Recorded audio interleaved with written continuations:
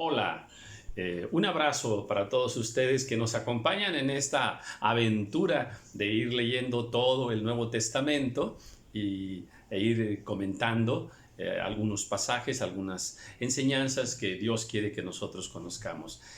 Bueno, vamos a continuar hoy con el libro de Romanos. Bueno, al leer la palabra del Señor, pues sí encontramos algunos libros muy digeribles, muy fáciles de entender por la forma del lenguaje, por las ideas sencillas o muy directas que se presentan. Pero hay algunos libros en la Biblia que son un poquito más, no exactamente complicados, pero sí se requiere un poquito más de atención, incluso de un conocimiento previo, un conocimiento base, ¿verdad? Para poder tener un entendimiento pleno, una interpretación correcta, plena, de lo que nos está diciendo el pasaje bíblico. Es, por ejemplo, Hebreos, es uno de esos libros. A ver, Ezequiel también es un poquito más complejo. Repito, a veces hay muchas figuras lingüísticas o figuras simbólicas, ¿verdad? Que nos presentan por allí. Pero bueno, pero toda la palabra del Señor es hermosa y cuando tenemos la intención y la buena actitud y la buena disposición y agendamos tiempo para ella, entonces Dios, que conoce nuestros corazones, se revela a nosotros. Entonces, pues, y desde luego Apocalipsis, pues definitivamente, ¿verdad? Un libro muy interesante, un libro maravilloso, perfecto, pero que también se requiere de un análisis un poquito más profundo. Bien, pues vamos a entrar a la carta, a esta epístola que Pablo escribe a los romanos.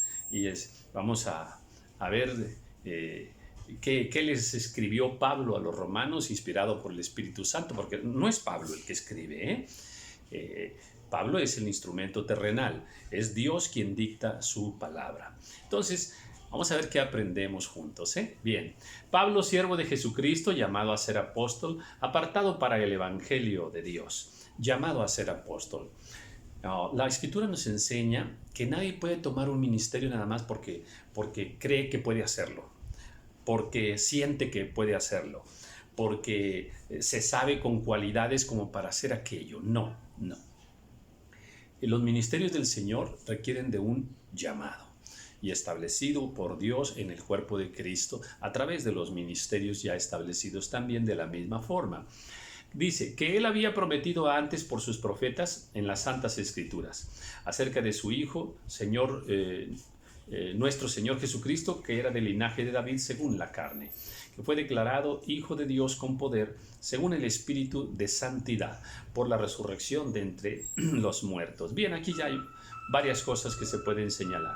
Número uno, las Santas Escrituras. Dios es santo, amén, amén. Su Espíritu es santo, amén. Bueno, en este caso, las Escrituras son santas. Todo lo que viene de Dios es santo. Si nosotros somos hijos de Dios, tenemos que ser santos, ¿verdad? Bien, ahora dice aquí, habla del linaje de David según la carne, ¿verdad?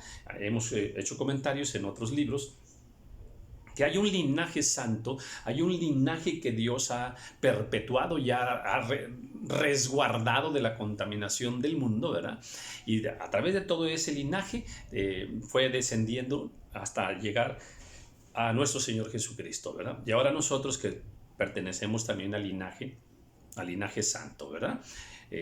Por eso no podemos nosotros estar en contaminaciones con el mundo porque pues perdemos esa santidad, ¿verdad? Al contaminarse se pierde la pureza, la limpieza, la santidad, que es una de las acepciones de lo que es la santidad. Dice, y por quien recibimos la gracia y el apostolado, para la obediencia a la fe en todas las naciones por amor de su nombre. Este evangelio tiene que ser llevado a todas las naciones. Y nos recuerda aquí que es por gracia. No es por voluntad humana, no es por méritos humanos. No es de que, pues como yo ya ya estudié la licenciatura en teología o el doctorado en interpretación bíblica. Bueno, eso no te garantiza ni un llamado ni un aplauso de gloria humana. No, no. La Escritura dice que es por gracia. Es la puritita gracia de Dios la que nos hace estar en Él y servirle a Él.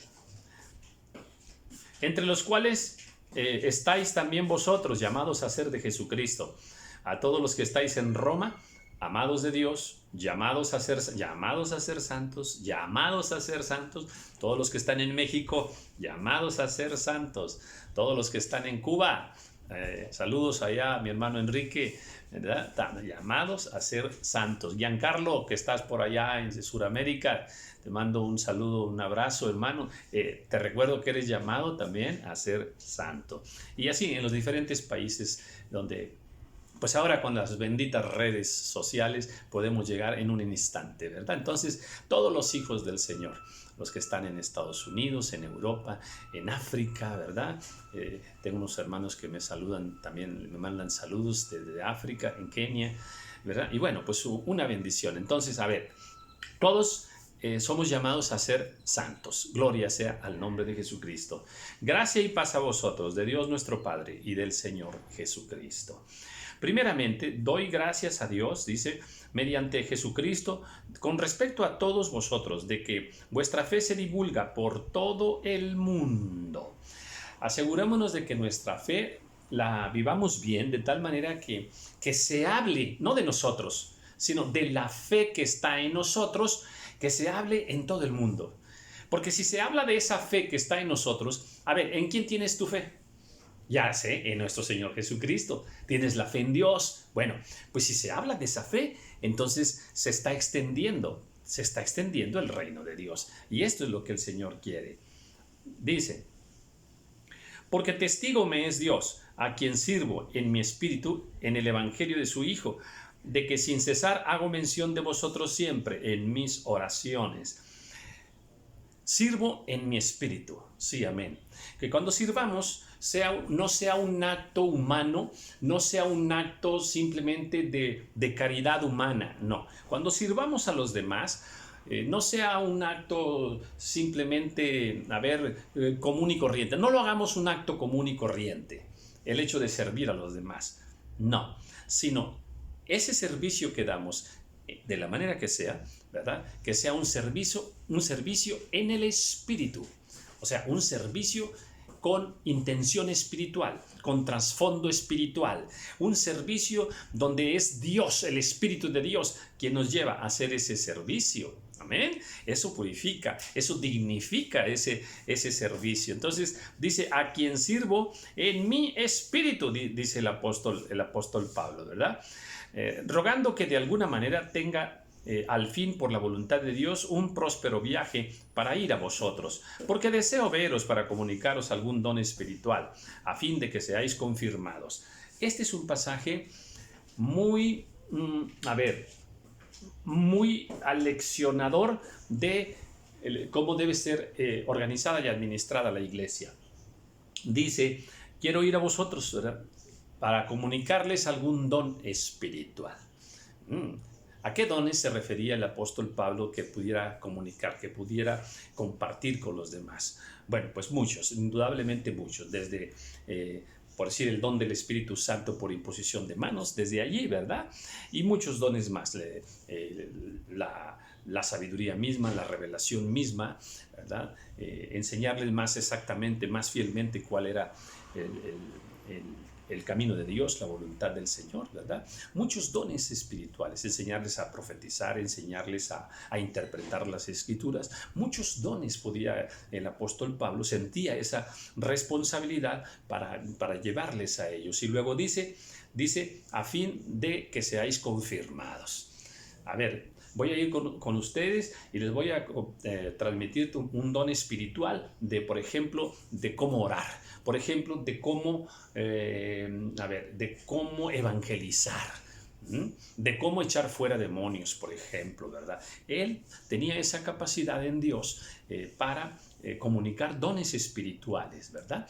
Y dice, y bueno, y a través de esto que ustedes sean confirmados. O sea, se requiere de una confirmación como siervos de Dios, confirmación en el reino de Dios. Entonces, la iglesia debe proceder actualmente también de esta forma. Esto no es de que, a ver, es que como Pablo era así, a Pablo le gustaba eso. No, no, no. Esta es palabra de Dios y es un mandamiento para nosotros como iglesia hoy. Pero no quiero, hermanos, que ignoréis que muchas veces me he propuesto ir a vosotros, pero hasta ahora he sido estorbado para tener también entre vosotros algún fruto que como entre los demás gentiles. A griegos y a no griegos, a sabios y a no sabios, soy deudor. Así que, en cuanto a mí, pronto estoy a anunciaros el Evangelio también a vosotros que estáis en Roma. ¿Cómo sentía Pablo ese compromiso, verdad? Definitivamente, su pasión era esa, ¿verdad? Llevar el Evangelio, establecer iglesias, establecer siervos del Señor, enseñar la palabra. Y dice, a griegos y a no griegos, a sabios y a no sabios soy deudor, ¿verdad? O sea, él se sentía, sabía que tenía una deuda delante de Dios. ¿Para qué? Para compartir el Evangelio. Dice, yo he querido ir a ustedes, pero he sido estorbado. Bien. Esos estorbos que a veces suceden en nuestras vidas de muchas formas, ¿no? Uno muy sencillo, ¿verdad? Quieres ir a compartir la palabra de Dios no sé, allá a un pueblo y tienes lista tu camioneta y se te descompone tu camioneta. Es un decir, ¿verdad? Así rápido. Ahí hay un pequeño estorbo que hay que analizarlo espiritualmente, ¿eh? ¿Ok? O se te enfermó un niño y ya te requieren ahí en el hospital y bueno, y cuidado porque a veces esa molestia, esa pequeña enfermedad también procede de las tinieblas y es un estorbo para que la palabra del Señor no corra, ¿eh? Pablo en otra escritura dice, Satanás me estorbó, ¿verdad? Entonces, hay muchos estorbos espirituales. A veces, no sé, ya tenías el permiso y luego de pronto ya no sabes ni cómo, pero ya te negaron el permiso, no vas a poder ir. En fin, hay muchas maneras, muchas formas, ¿verdad? Pero bueno, estar atentos a los estorbos cuando espiritualmente somos estorbados para que el reino de Dios no avance, ¿eh? Entonces, enfoquemos nuestras oraciones para quitar esos estorbos espirituales. Bueno, muy bien. Dice, versículo 16. Porque no me avergüenzo del Evangelio, porque es poder de Dios para salvación a todo aquel que cree, al judío primeramente y también al griego. Dice, porque en el Evangelio la justicia de Dios se revela por fe y para fe, como está escrito, mas el justo por la fe vivirá. Aquí ya hay mucho que enseñar, ¿verdad? No me avergüenzo. Hay una actitud a veces muy vergonzante. Es más, muchas veces alguien quisiera compartirle pero le da vergüenza. ¿Verdad? Por ejemplo, en el trabajo, es que me da vergüenza compartirle a los jefes de arriba, me da mucha pena. No, hay que quitarnos esa vergüenza. Por causa del Señor, abre tu boca. El Señor va a llenar de palabras sabias, va a llenar de palabras de fe tu boca para poder compartir. Así es que no tengamos vergüenza. Pues es que yo soy muy pobre y los vecinos de enfrente pues son muy ricos y muy poderosos y me da mucha vergüenza compartirles el Evangelio. No. El Evangelio rompe clases sociales y diferencias económicas y culturales. Hay que compartir abiertamente el Evangelio con todos. Tengamos esa pasión para hacerlo, ¿verdad? Y para todos, dice, pues primeramente al judío, ¿verdad? Pero también al griego, o sea, a todos, a mis vecinos y a mis familiares, ¿verdad? A mis amigos y a mis compañeros, a los que conozco y a los que no conozco, o sea, para todos, gloria a Cristo. Porque en el Evangelio la justicia de Dios se revela por fe, amén. A ver, si queremos conocer la justicia de Dios, tenemos que estar en el camino de la fe, o sea, buscar la justicia de Dios, pero con fe.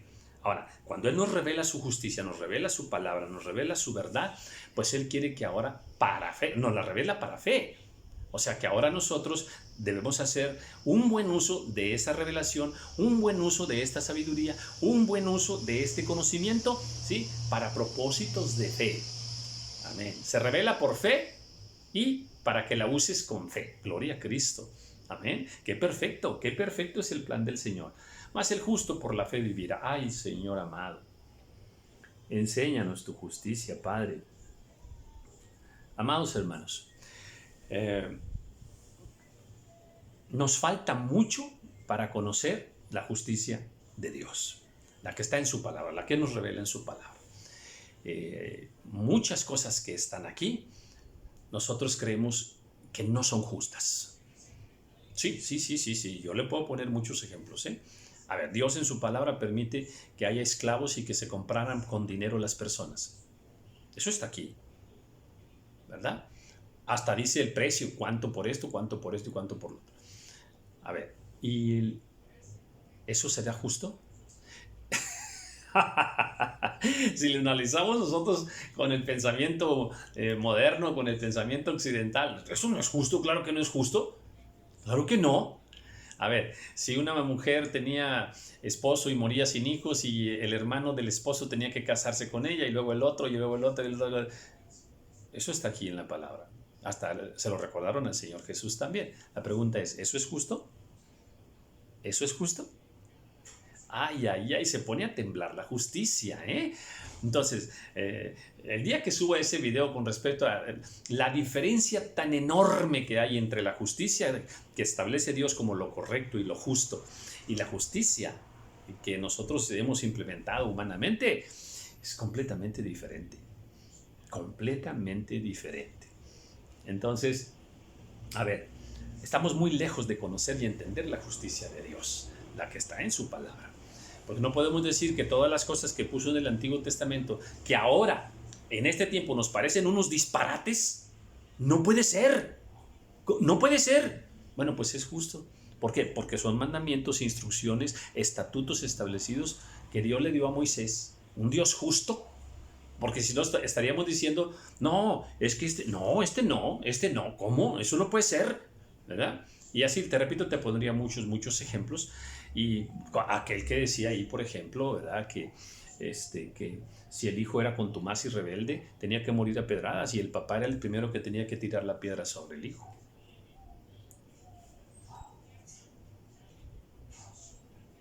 ¡No es justo! Cuidado. Si dices que no es justo, estás diciendo que esos mandamientos que Dios dio son injustos. Por lo tanto, que Dios es un pecador. Porque toda injusticia es pecado, dice el libro de Job.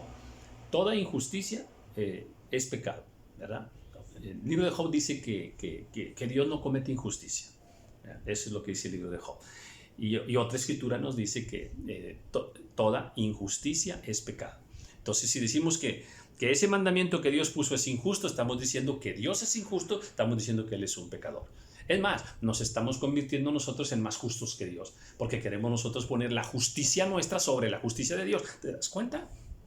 Interesante. Me regreso porque cuando dé este estudio, bueno, ya platicaré de él así, ¿verdad? Pero aquí dice, mas el justo por la fe vivirá.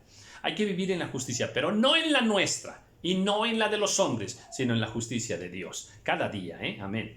Porque la ira de Dios se revela desde el cielo contra toda impiedad e injusticia de los hombres que detienen con injusticia la verdad.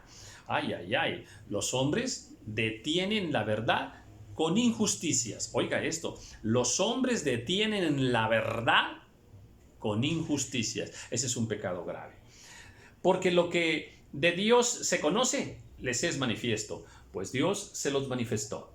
Porque las cosas invisibles de Él, su eterno poder y deidad, se hacen claramente visibles desde la creación del mundo, siendo entendidas por medio de las cosas hechas, de modo que no tienen excusa. Dice el Señor, a ver, no tiene ninguna excusa para no creer que yo existo, que yo soy el creador, que yo soy Dios. No tiene ninguna excusa. Dice, ahí les dejé la creación. Ahí está. La creación habla de Dios. La creación misma confirma. ¿Verdad? En estos días subí el video de la mayor prueba de la existencia de Dios, ¿verdad? No es la creación, no es la creación, sino que la creación representa perfectamente el reino de Dios. Y subiré como unos 40, 50 estudios acerca del ADN, el ADN del universo. Ya llevo 9, por ahí están, pues, si te interesa el tema. Ahora, bien, entonces dice, ahí está la creación, ¿verdad? Así es que no tienen excusa para no creer en mí. Pues habiendo conocido a Dios, no le glorificaron como a Dios ni le dieron gracias, sino que se envanecieron en sus razonamientos y su necio corazón fue entenebrecido. Bien, cuando el hombre empieza a cuestionar a Dios, a cuestionar la existencia de Dios, se convierte en un malagradecido. Dice, y no le dieron gracias, sino que, fíjate bien, dice, no le dieron gracias, sino que se envanecieron. Envanecieron, o sea, se ensoberbecieron, ¿verdad? Se hicieron más vanidosos con sus razonamientos, trataron de entender la creación misma, pero haciendo a un lado a Dios, y ellos empezaron a analizar y pensando que con su razonamiento podían llegar a una verdad superior. Tremenda vanidad, tremenda soberbia. Se envanecieron, empezaron a creerse más que Dios. ¿Y qué sucedió? Pues su corazón entró en tinieblas. Sí, cuando queremos buscar a Dios con razonamientos humanos, con lógica humana, con planteamientos de teorías, no sé, científicas y lo que tú quieras, filosóficas, no importa. A Dios no se le encuentra por el camino del razonamiento. Otra vez, a Dios no se le encuentra por el camino del razonamiento, sino por el camino de la fe. Por el camino de la fe es que nosotros llegamos a Dios. Aleluya. Es más, a través de Cristo, ¿cómo es que nosotros nos reconciliamos con el Padre? Pues, por la fe. Por la fe. Entonces, su corazón fue entenebrecido. Profesando ser sabios, se hicieron necios. O sea, creyendo que entre más ellos analizaban y cuestionaban y hacían sus teorías, sus planteamientos, sus libros, sus discusiones, sus conferencias, el científico tal, ¿verdad? El non plus ultra fulano de tal. Bueno, delante de Dios no hay tal y tal y tal y tal. Delante de Dios no. Él es Dios. Él es el sabio. Él es el grande. Él es el único que tiene la verdad. Aleluya. Gloria sea su nombre. Amén. Y todos los demás somos simples mortales. Dice, bueno, estos se envanecieron, ¿verdad? Y dice, creyéndose muy sabios. O sea, a lo mejor acá humanamente, ¡ay, bravo! ¿Cuánto sabe este hombre, verdad? Ha hecho muchos libros. Eso no importa delante de Dios. ¿Ok? Delante de Dios es el más necio. Todo aquel que se rebela contra Dios, que rechaza la existencia de Dios, que tiene teorías de cualquier asunto de la vida humana en contra de lo que Dios ha establecido en su palabra, es un necio. No importa los estudios que tenga, los títulos que tenga, el dinero que tenga, no importa. Delante de Dios es un necio. El único sabio es nuestro Señor. Y cambiaron la gloria del Dios incorruptible en semejanza de imagen de hombre corruptible, de aves, cuadrúpedos y reptiles. Tremendo. Pues se volvieron a sus ídolos mismos, ¿verdad? A la corrupción humana. Y bueno, pues dice que entraron en adoración de imágenes y, ¿verdad? Honrando a las bestias, a los animales, que son creación de Dios. Empiezan a honrar a los animales y se les olvida quién hizo a los animales, ¿verdad? Y bueno, dice, por lo cual también Dios los entregó a la inmundicia en las concupiscencias de sus corazones, de modo que deshonraron entre sí sus propios cuerpos. Pues aquí ya entramos al terreno ese terreno tan minado actualmente por leyes y por muchas organizaciones mundiales, acerca de que pues ellos siguen aplaudiendo y siguen avalando, ¿verdad?, la existencia de diversos géneros y con ello pues muchas desviaciones morales, ¿verdad?, sexuales y contaminaciones espirituales y también contaminaciones naturales, ¿verdad? Y cambiaron la verdad de Dios por la mentira, honrando y dando culto a las criaturas antes que al Creador, el cual es bendito por los siglos. Amén. Por eso, Dios los entregó a pasiones vergonzosas, pues aún sus propias mujeres cambiaron el uso natural por el que es contra naturaleza. Pues aquí ya estamos hablando de actitudes morales, sexuales, ¿verdad? Dios establece hombre y mujer, y los hombres han establecido ya muchas combinaciones de géneros, ¿verdad? Que son contrarios a la voluntad del Señor. Y luego entonces dice: y de igual modo también los hombres, dejando el uso natural de la mujer, se encendieron en su lascivia unos con otros, cometiendo hechos vergonzosos, hombres con hombres, y recibiendo en sí mismos la retribución debida a su extravío. Bien, pues toda esta situación inmoral, ¿verdad?, también trae consecuencias de carácter salud, de la salud, ¿verdad? Muchas enfermedades también. ¿Por qué? Porque estamos contra naturaleza. Todas las acciones que hagamos contra naturaleza, ¿verdad? Siempre que vayamos en contra del orden de la naturaleza que está establecido, repito, la naturaleza en sí representa el reino de Dios, ¿ok? Totalmente. Las plantas, los animales, todo, el calor, el frío, toda la naturaleza, las montañas, el agua, representa al reino de Dios. Entonces, cuando nosotros, hacemos cosas que van en contra de la naturaleza, ¿verdad?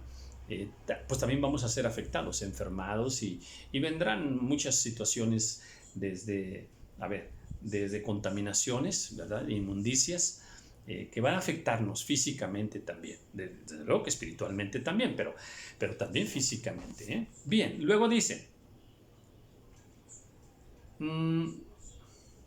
y como ellos no aprobaron tener en cuenta a Dios, Dios los entregó a una mente reprobada para hacer cosas que no convienen. Sí, ¿dónde estuvo el gran pecado, la gran falla?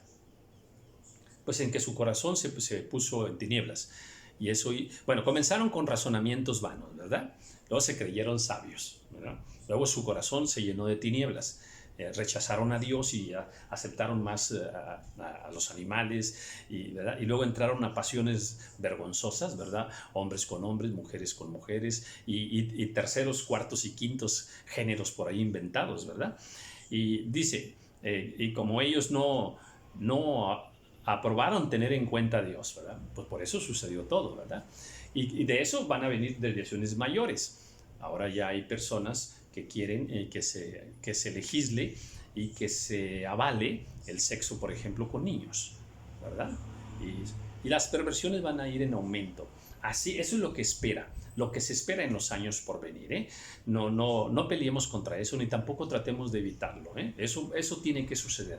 No es por causa de Dios, es por causa de la perversión del hombre mismo, al rebelarse contra Dios. O sea, ¿qué es lo primero que dice aquí? Que no tomaron en cuenta a Dios, que hicieron a un lado a Dios, ¿verdad? Eso es lo primero, ¿verdad? Bueno, pues de ahí se genera todo lo demás. Nosotros estamos para compartir el Evangelio, no para andar estableciendo nuevas leyes sociales, no para andar, peleando a favor de la familia, no. Cada quien tiene el derecho dado por Dios, ¿verdad? Dado por Dios, no más por las leyes humanas, de decidir lo que quiera, ¿verdad? El que decide robar, pues es su decisión. El que decide tener una perversión sexual, pues es su decisión. El que decide no creer en Dios, es su decisión. El que decide, herir, dañar a alguien, matar a alguien, pues fue su decisión y tendrá que pagar también sus consecuencias. Todos tenemos que pagar nuestras consecuencias de nuestros actos, justos o injustos, pero, una cosa es delante de la justicia humana y otra cosa es delante de la justicia de Dios. La que verdaderamente importa, ¿verdad?, es la justicia de Dios. Amén. Y esa, pues muchas veces se establece terrenalmente, pero algunas de esas recompensas a favor o en contra se recibirán en aquel día. Amén. Bien, dice, y estando atestados de toda injusticia, ahí viene, cosas injustas, fornicación, perversidad, avaricia, maldad, llenos de envidia, homicidios, contiendas, engaños, malignidades, murmuraciones, detractores, aborrecedores de Dios, injuriosos, soberbios, altivos, inventores de males, desobedientes a los padres, necios, desleales, sin afecto natural, implacables, sin misericordia. Ahí está la lista. Esto describe fielmente el comportamiento de muchos seres humanos. Nosotros estábamos en ellos, ¿eh? Muchas de estas cosas nosotros las hacíamos, ¿eh? Las hacíamos, muchas de estas cosas. Pero al venir a Cristo Jesús, Él limpió nuestro camino, nuestro pasado. Él limpió nuestra mente que estaba sucia, contaminada. Él limpió nuestro corazón que estaba en tinieblas. Aleluya. Él lo limpia, santo sea su nombre, ¿verdad? Nos da un nuevo entendimiento, nos da de su Espíritu Santo, nos enseña un camino nuevo y ahora nos enseña su verdad para ya no andar en estas tremendas cosas injustas delante de Dios. Una mente reprobada, un corazón en tinieblas, hace estas cosas. Entonces, ¿cómo cambiarán las personas? ¿Verdad? El plan de Dios es que con Cristo Jesús en el corazón, ¿verdad? Aceptando a Cristo Jesús, entonces se limpia todo nuestro corazón, se limpia nuestra mente, se limpian nuestros labios, se limpian nuestros actos, nuestras obras, se limpian nuestras manos, todo se limpia, aleluya, por la gracia del Señor. Y es cuando iniciamos un nuevo nacimiento. Si tú que estás viendo este video nunca has tomado esa decisión por dejar que Cristo venga a tu corazón para que te limpie. Mira, mi corazón, el mío era bien cochino, bien sucio, ¿verdad? Y el Señor en su misericordia ha limpiado mi vida y eso quiere hacer con todos aquellos que dispongan su corazón para recibir a Jesucristo. Aquí termino. Quienes habiendo atendido el juicio de Dios, que los que practican tales cosas son dignos de muerte, no solo las hacen, sino que también se complacen con los que las practican.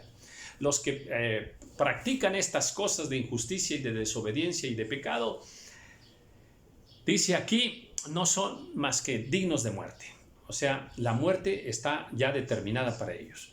Pero si se arrepienten antes, como nosotros lo hicimos, entonces la muerte ya no tiene nada que ver con sus vidas, vienen a una nueva vida, un nuevo nacimiento en Cristo Jesús y ahora la vida, la verdadera vida en nuestras vidas y también la vida eterna. Bien, aquí termina el primer capítulo de Romanos. Vamos a dejar aquí y continuaremos en próximos videos. Muchas bendiciones.